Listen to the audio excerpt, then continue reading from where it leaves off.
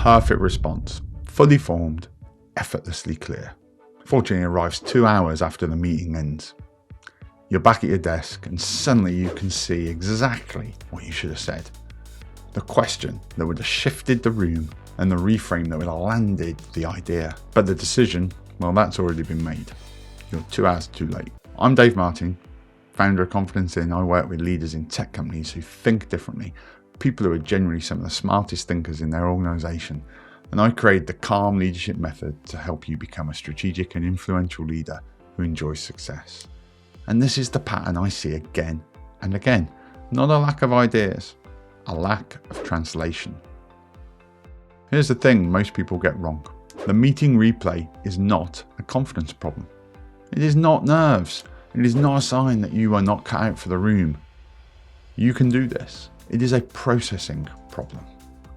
If you're a leader who thinks in patterns, who connects ideas across contexts, you need a moment to organise before you speak. It's almost inevitable. I know I do as somebody who's dyslexic and ADHD. In the room, your brain is doing too many things at once. It's tracking what's been said. It's remembering that big checklist of how to present well. It's thinking about how you're coming across, and it's deciding what to say and in what order while looking out the window and wondering what's there and thinking about dinner tonight. It's cognitive overload.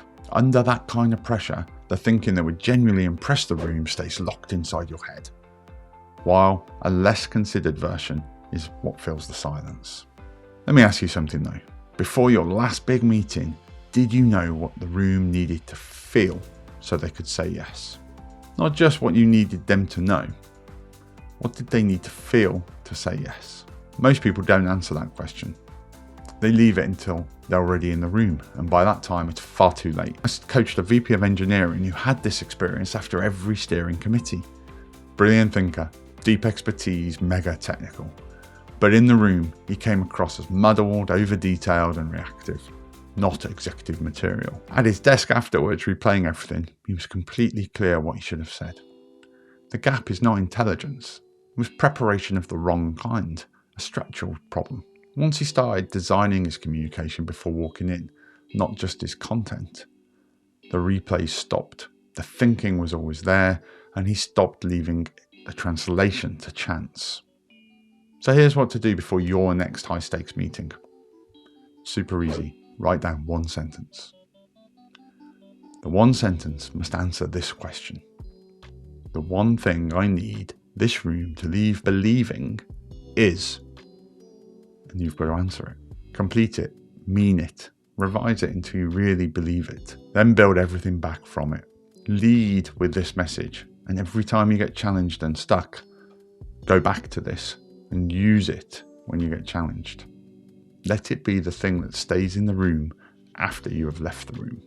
If this is resonating, please subscribe to the channel. I share practical tools for leaders in tech companies who think differently and want more influence with less noise. The thinking is already there. You can do it. It always was there. What's been missing is the structure to get it out under pressure. One sentence before you walk in changes more than you would expect. Now, if you want the full method for turning your thinking into influence, before, during, and after high-stake conversations, I designed Calm Leadership, and Calm Leadership Masterclass goes really deep into this. It's totally free. It's built exactly for people who think differently. The link's below.